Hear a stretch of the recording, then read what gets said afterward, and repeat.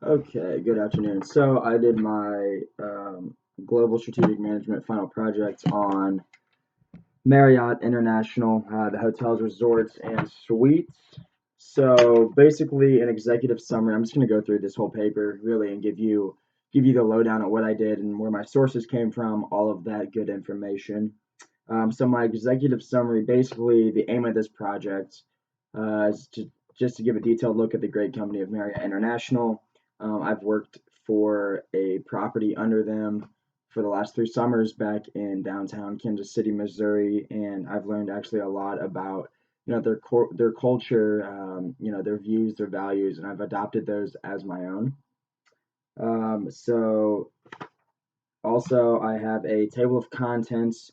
So it's a title page, executive summary, obviously the table of contents, the introduction, the history of Marriott International, its vision and mission, the analysis of the general environment, so the pestle analysis, the analysis of the task environment, Porter's five forces, the analysis of the internal environment, resources, and its competitive advantage, sustainability, overall strategy, leadership, main problems, challenges, things like that.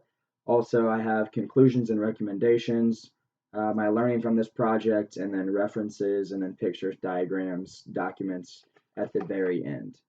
So basically, the introduction for Marriott International. So I picked this company to do my global strategic analysis over because I actually just accepted a job about a month ago.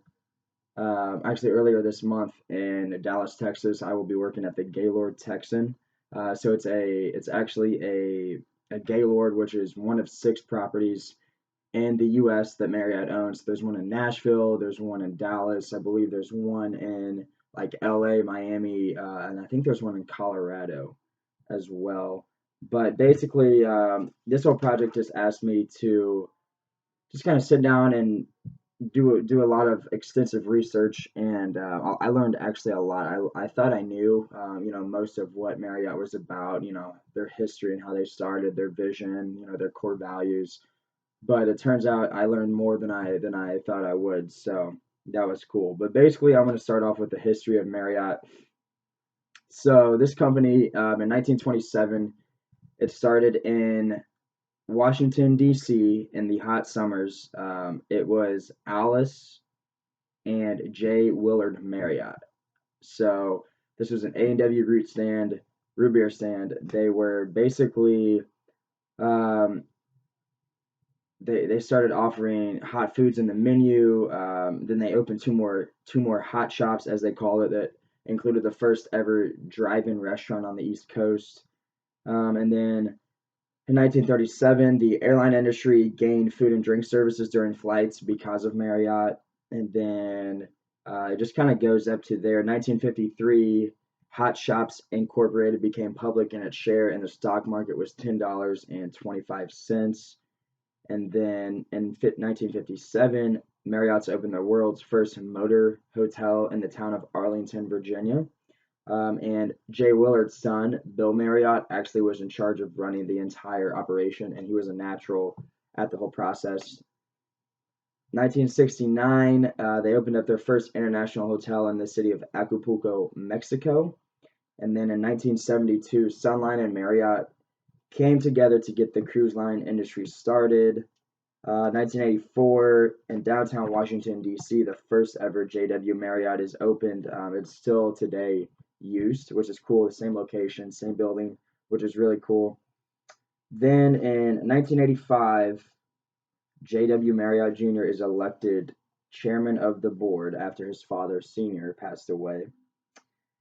Then Marriott acquires multiple brands to expand their brand segment already.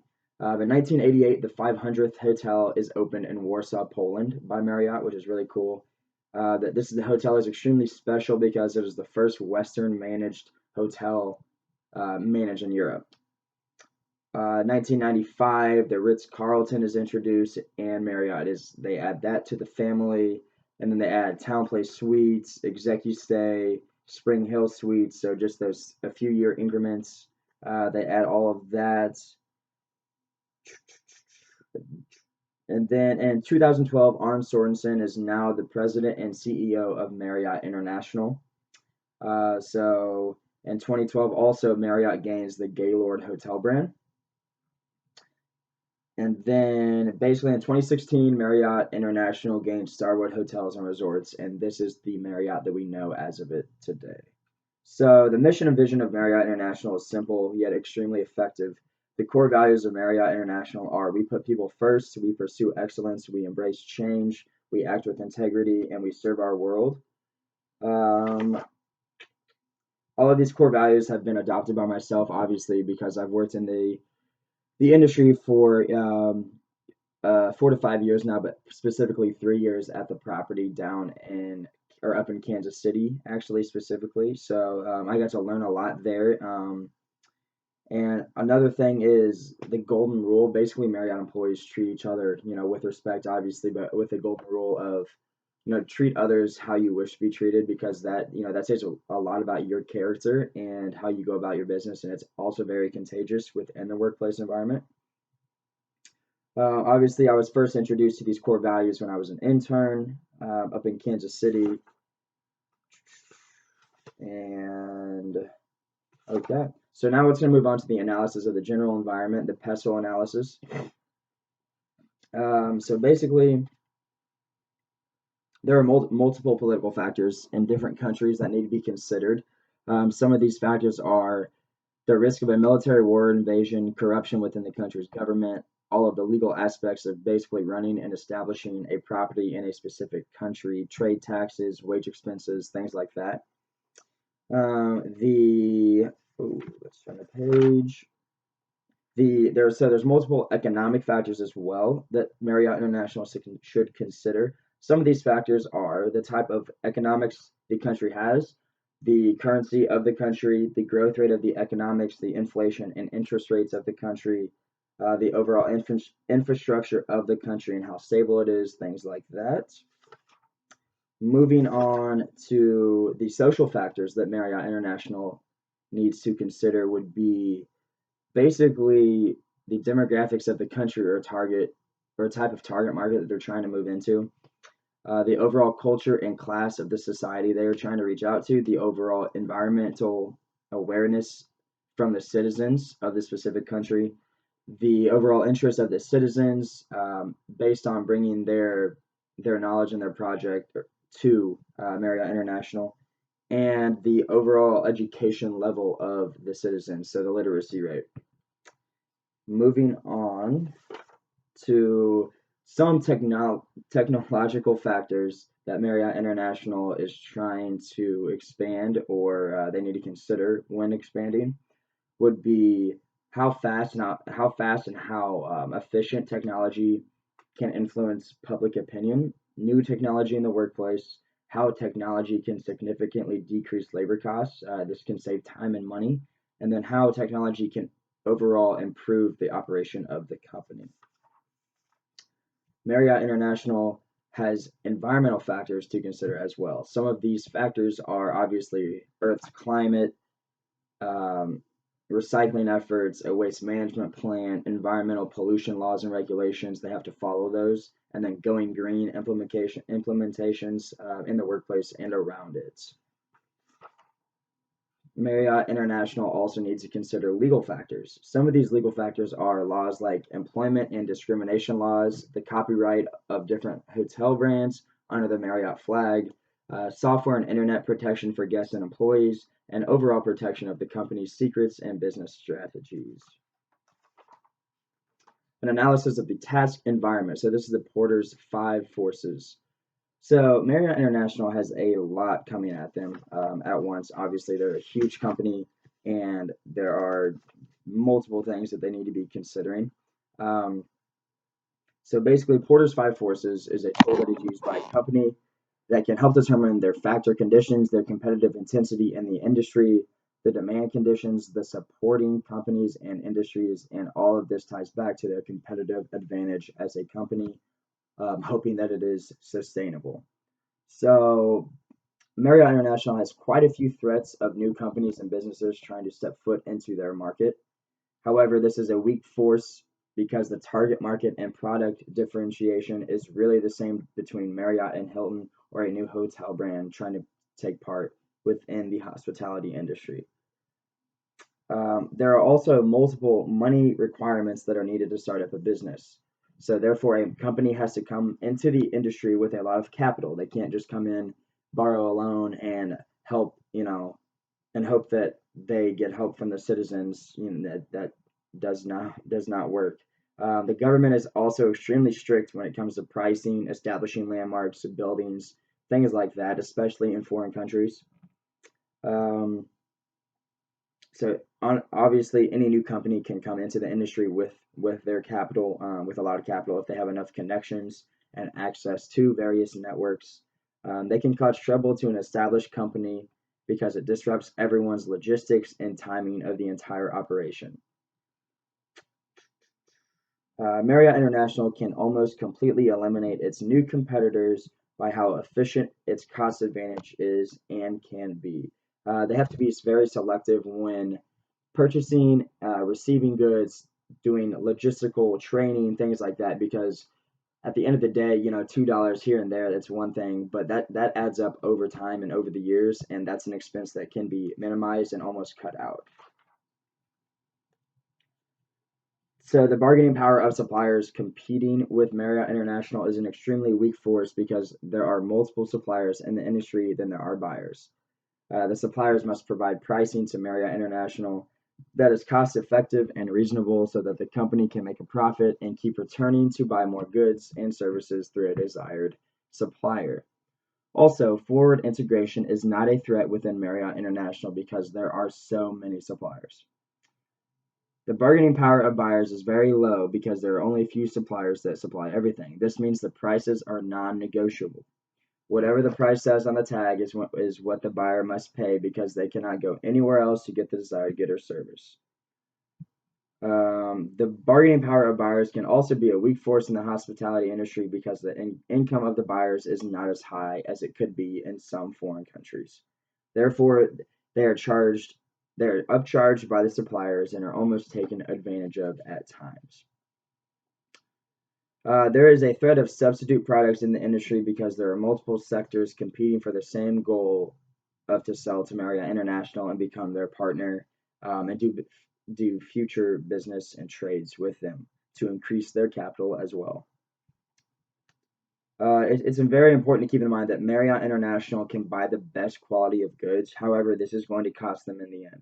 There are some substitutes in the industry that offer the same good as a competitor at a much lower price.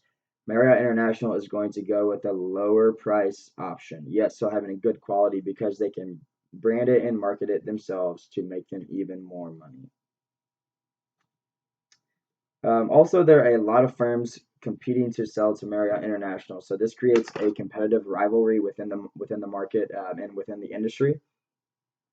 So basically, there are multiple fixed costs that are extremely high within the hospitality industry because these companies know Marriott International has no choice but to buy their product or service. There are multiple opportunities and threats that present themselves to Marriott International. Some of these opportunities are consumer behavior changing, new markets, overall tourism and global tourism increase, and the overall customization, personalization of the hotels to cater to guests. Let's see what else we have here. There are multiple threats that Marriott International face. Some of these threats are overall competition within the industry, financial crisis, natural disasters, uncontrollable attacks, terrorism, things like that. Overall competition within the industry is a threat because there are so many hotel brands within the hospitality industry that are literally picking up customers left and right from different brands because they give them more rewards points or a better deal on this weekend versus the other weekend, things like that. Analysis of the internal environment. Marriott International has some strengths and weaknesses. Some of these strengths are great suppliers who are trusted and reliable. They have a great cash flow. They have overall a good product diversification and innovation. They exceed expectations in every market. And Marriott International has continued to build a supply chain that can be trusted and it is extremely reliable. Marriott International also has a few weaknesses about the company. Some of these weaknesses are the loss of investors in new markets like technology, a loss of motivation amongst employees in the workplace, overall merging of culture to different properties, higher attrition rate than competitors, and financial planning. So Marriott International has a lot of strategic resources at their disposal. Some of these strategies are new generation travelers, portfolio power, global growth, technology leadership. Marriott International also has very distinctive competent com- competencies that make the whole operation and company run as smoothly as they can. Um, these are the core values as I have stated earlier in this report. Marriott International does have a competitive advantage of strategically placing their properties in the best positions and economies in the world. If you think about it, probably every Marriott International property you have ever stayed at is extremely convenient to get in and out of. There's really no struggle of, oh, where's it at? Now you see the flag, you recognize the building, things like that. That's all a marketing tool. So the competitive advantage of Marriott International is unmatched because of how visually appealing everything is. These hotel properties have the best available goods within them. They have the best marble floors, the best wooden walls, the best granite countertops, etc. It is all about making it visually appealing as soon as the guests arrive. Marriott International's overall strategy is to make money and maintain a good image within the public's eye and its customers and investors. It is important to do anything in their power to make money and keep the people who are giving them money happy. It's a great cycle. However, it can be a vicious cycle as well. If investors don't see Marriott producing, enough revenue, they will just pull their stock real quick, and they lose money. Investors could lose money, but ultimately Marriott will lose most out of that trade. Um, So some main problems and challenges of Marriott International are the economic growth that it's slowing down, general tourism and attacks, starward merge process, especially in foreign nations like China and Europe, because they're not so familiar with our culture and like the way that we carry out our businesses. And then obviously overall stock market and the recession coming, I think within like the next 5 years or so, which is interesting. Um, let's see, what else do we have? So basically, my conclusions and recommendations. Obviously, this project just taught me a lot about Marriott International in general. There's been some information that I knew, some information that I kind of been exposed to, and some information that I completely learned on my own doing all of this research. So there are some strategic suggestions that I have for Marriott International based on some of my conclusions from this report. Some of these would be to focus on catering to a bigger target market, specialize in more aspects of advertising, marketing, increase revenue tremendously through advertisement, employee training and orientation, and the company putting themselves in the customer's shoes more often. Also, this is one thing that I put in my report. Marriott International should make it a requirement to do a mission trip by all employees if possible to another country. They should have set guidelines for the trip, like the number of service hours they must complete or the total people who have been positively affected from the trip. Something like that to make it competitive so it's not just a vacation, to a third world country or to Europe or something like that. Also, I think Marriott International should be updated on the current trends within the hospitality industry by constantly sitting down, once a week, once a month, every other month, something along their schedule through executives across the world, just so they're all up to date on the current trends. So my overall learning from this project, so a few things surprised me. A lot of it was just how Marriott International is struggling within the stock market and with technology funding. So investors within the technology field are not funding Marriott International because of how unsure, how unsure the hospitality industry is and how unsure they are of the specific PMS system that Marriott International uses. This project also taught me that a little bit more about time management and obviously not to wait till the last minute to do something. That's why I'm glad I started on this when I did because if if I had started, I don't know, yesterday and it's due tomorrow, there's no way I would have been able to, provide a good, clean project. And then those are my references. And then I have some pictures that are going to kind of help you determine like what's going on. So these are the Marriott brand segments here. You can kind of see that. These are all updated rooms. Kind of cool. And then this is another kind of visual reference. And then again, this is all on the paper that I submitted on Blackboard. And then this is another few charts that'll help you as well.